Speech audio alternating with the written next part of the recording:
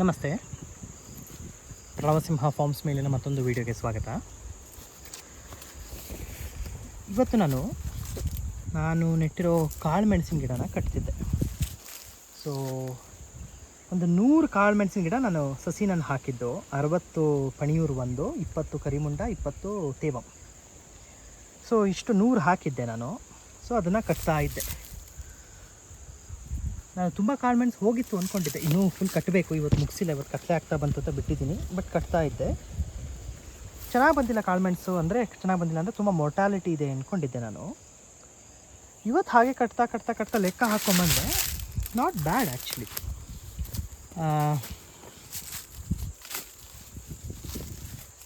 ಇಲ್ಲಿ ನೋಡಿ, ಇಲ್ಲೂ ಒಂದು ಇದು ತೇವಂ ವೆರೈಟಿ. ಇದು ಈ ಟಿಪ್ ನೋಡಿ, ಪರ್ಪಲ್ ಇದೆ ಅಲ್ವಾ, ಇದು ತೇವಂ. ಸೊ ಅವಾಗ ನಾನು ತೋರಿಸಿದ್ದು ಪಣಿಯೂರು 1,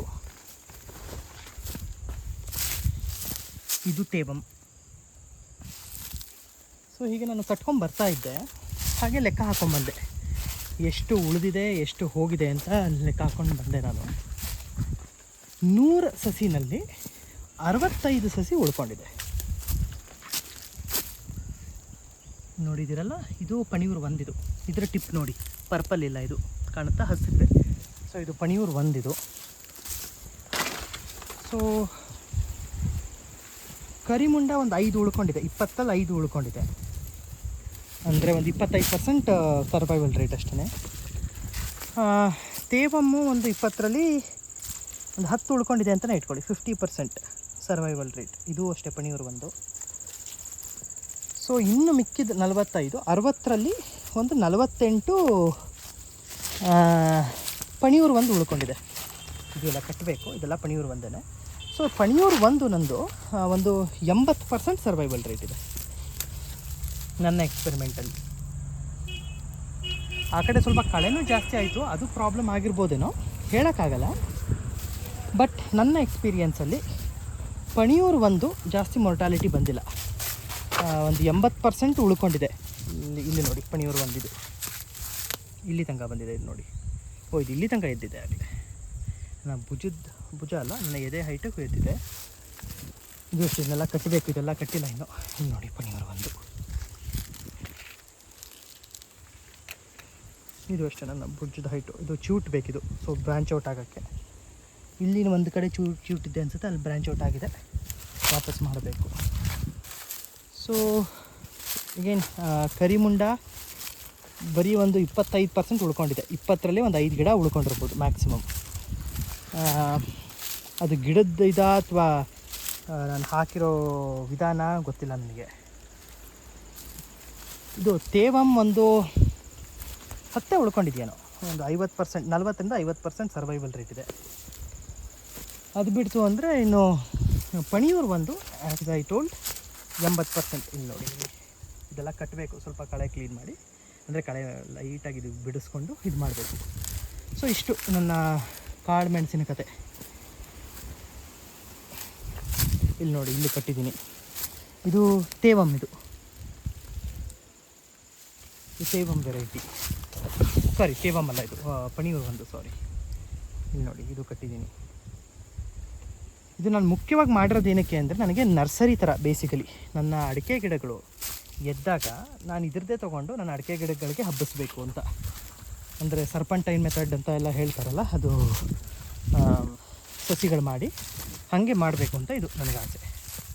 ಸೊ ಅದಕ್ಕೆ ನಾನು ಒಂದಷ್ಟು ವೆರೈಟಿ, ಈಗ 3 ವೆರೈಟಿ ಇದೆ ಅಲ್ವಾ, ಇನ್ನೊಂದು ಸತಿ ಈ ವರ್ಷ ಅಥವಾ ನೆಕ್ಸ್ಟ್ ವರ್ಷ ನಾನೇನು ಮಾಡ್ತೀನಿ, ಇನ್ನೊಂದು ಸ್ವಲ್ಪ ಯಾವುದು ISR ಚಂದ್ರ ಅಂತ ಬಂದಿದೆ, ಸಿಕ್ಕಿದ್ರೆ ಸಿಗಂದಿನಿ ಅನ್ನೋ ವೆರೈಟಿ, ಈ ಕಡೆ ಎಲ್ಲ ಸಿಗತ್ತೋ ಇಲ್ಲೋ ಗೊತ್ತಿಲ್ಲ ನನಗೆ. ಅದು ಪಣಿಯೂರು 5, ಏನಕ್ಕೆ ಅಡಿಕೆ ತೋಟ ಅಲ್ಲ ಒಂದು, ಅಡಿಕೆ ತೋಟಕ್ಕೆ ಬರೋ ಅಂಥದ್ದು ಹಾಕಬೇಕಾಗುತ್ತೆ, ಪಣಿಯೂರು 5.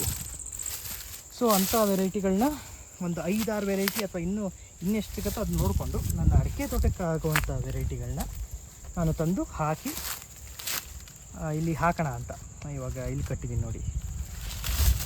ಇದು ಅಷ್ಟೇ. ಸೊ ಹಾಕಿದ್ರೆ ನಂದ್ರಲ್ಲಿ ನಾನು ಇದು ಅಬ್ಸರ್ವ್ ಮಾಡಿರೋದೇನೆಂದರೆ, ಅಷ್ಟು ಈಸಿಯಾಗಿ ನಂದು ಗಿಡ ನೆಟ್ಟ ತಕ್ಷಣ ಟಕ್ ಅಂತ ಬರಲ್ಲ. ಅಟ್ಲೀಸ್ಟ್ ಸೋಫಾರ್ ಈ ಕೆಮಿಕಲ್ ಹಾಕೋರ್ದೆಲ್ಲ ಟಕ್ ಅಂತ ಬರುತ್ತಲ್ಲ ಗಿಡ, ಹಾಗೆ ಬರಲ್ಲ. ಏನು ಒಂದಷ್ಟು ತಿಂಗಳು 6 ತಿಂಗಳು 8 ತಿಂಗಳು ಇವನ್ 10 ತಿಂಗಳು ಅಂತಲೇ ಇಟ್ಕೊಳ್ಳಿ, ಏನು ಗಿಡ ಬೆಳಿತಾನೆ ಇಲ್ವಲ್ಲ ಅನ್ಸುತ್ತೆ ನನಗೆ. ಏನು ಬರುತ್ತಾ ಇಲ್ವಾ, ಬೆಳಿತಾನೆ ಇಲ್ವಲ್ಲ ಅನ್ಸುತ್ತೆ. ಒಂದು ಸತಿ ಅದು ಬೆಳೆಯೋಕ್ಕೆ ಸ್ಟಾರ್ಟ್ ಆಯಿತು ಅಂದರೆ ತುಂಬ ಸುಭಿಕ್ಷವಾಗಿ ಬರುತ್ತೆ. ಫಾರ್ ಎಕ್ಸಾಂಪಲ್ ನಂದು ಇದು ವೀಳ್ಯದೆಲೆ, ಇದು ವೀಳ್ಯದೆಲೆ ನೋಡಿ, ಇದು ಅಷ್ಟೇ ಗ್ಲಿರಿಸಿಡಿಯಾಗಿ ಹಬ್ಸಿರೋದು ನಾನು. ಇಲ್ಲೆಲ್ಲ ಹೆಂಗೆ ನೋಡಿ, ರನ್ನರ್ಸ್ ಇದೆಲ್ಲ ನಾನು ನನಗೆ ಗೊತ್ತಿರೋಂಗೆ, ನಾನು ಓದಿರೋಂಗೆ ಇದು ಒಂದು ಹಿಂಗೆ ಬಂದಿದೆಯಲ್ಲ, ಇದನ್ನ ಕಟ್ ಮಾಡಿಕೊಂಡು ಅದನ್ನ ನೆಟ್ಟರು ಬಂದುಬಿಡತ್ತಂತೆ. ಸೊ ಎಷ್ಟು ಚೆನ್ನಾಗಿ ಬರ್ತಿದೆ, ಮನೆಗೆ ಆರಾಮಾಗಿ ವೀಳ್ಯದೆಲೆ ಆಗುತ್ತೆ, ಸುಭಿಕ್ಷವಾಗಿ ಬರ್ತಿದೆ.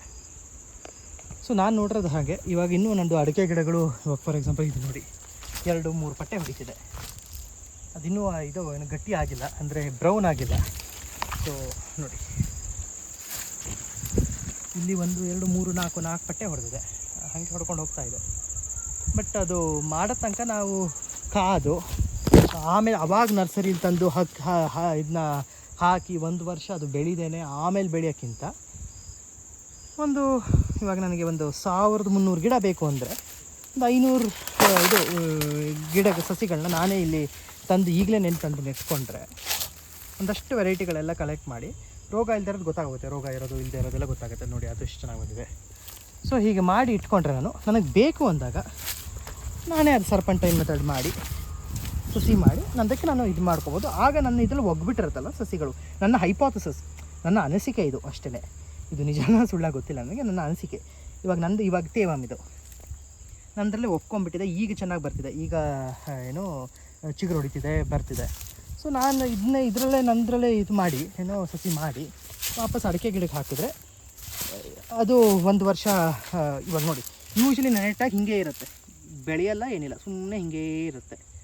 ನಾನು ಬರತ್ತೋ ಇದು ಅಂದ್ಕೊಂಡಿರ್ತೀನಿ, ಆಮೇಲೆ ಯಾವತ್ತೋ ಒಂದೇ ನಾನು ನೋಡ್ತೀನಿ ಚೆನ್ನಾಗಿ ಇದು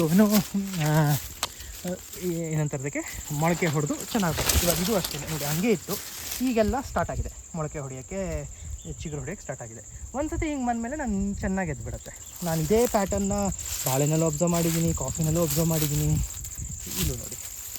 ಸೊ ಇದನ್ನ ಸರ್ಪಂಟೈನ್ ಮೆಥಡ್ ಮಾಡಿ ಇವಾಗ ನೆಕ್ಸ್ಟು ಈಗ ಅಡಿಕೆ ಸಸಿ ಇರ್ಬೋದು, ಅಥವಾ ಆ ಅಡಿಕೆ ಸಸಿ ಇರ್ಬೋದು, ಅದು ಅಥವಾ ಆ ಇದಿರ್ಬೋದು, ಅದೆಲ್ಲ ರೆಡಿ ಆದಮೇಲೆ ಕಾಳುಮೆಣಸು ನೆಡೋಕ್ಕೆ ನಾನು ಇದನ್ನೇ ಇಲ್ಲ ಡೈರೆಕ್ಟ್ ಬಳ್ಳಿನೇ ನೆಡ್ಬೋದಾ, ಹಳೆ ಕಾಲದಲ್ಲಿ ಹಾಗೆ ನೆಡ್ತಿದ್ರಂತೆ, ಅಥವಾ ಸರ್ಪಂಟೈನ್ ಮೆಥಡಲ್ಲಿ ಸಸಿ ಮಾಡಿ ನೆಡ್ಬೋದು, ಅದು ನೋಡ್ಕೊಂಡು ಮಾಡ್ತೀನಿ ಅಷ್ಟೇ. ಸೊ ಅದಕ್ಕೆ ನಾನು ಇದು ಮೇಯ್ನ್ ಕಾಳುಮೆಣಸು ಹಾಕಿರೋದು. ನನ್ನ ಇದಿರೋದು ಒಂದಷ್ಟು ವೆರೈಟಿ ಸಂಗ್ರಹಿಸೋದು. ಸೊ ಇಲ್ಲಿ ನೋಡಿ ನೆಟ್ಟಿರೋದು ಹಿಂಗೇ ಇದೆ ಕಾಳುಮೆಣಸಿದು ತೇವಂ. ಬಟ್ ಯಾವಾಗಲೂ ಒಂದು ಸತಿ ಸ್ವಿಚ್ ಆನ್ ಮಾಡ್ದಂಗೆ ಟಕ್ ಅಂತ ಬಂದುಬಿಡುತ್ತೆ. ಸೊ ಅಷ್ಟು ತೋರಿಸೋಣ ಅಂದ್ಕೊಂಡೆ. ಈಗ ಸಂಜೆ 5:45 6 ಗಂಟೆ ಆಗ್ತಾ ಬಂತು. ಹಿಂಗೆ ನೋಡಿ ನನ್ನ ತೋಟ ಈಗ ಕಾಣಿಸ್ತಿದೆ.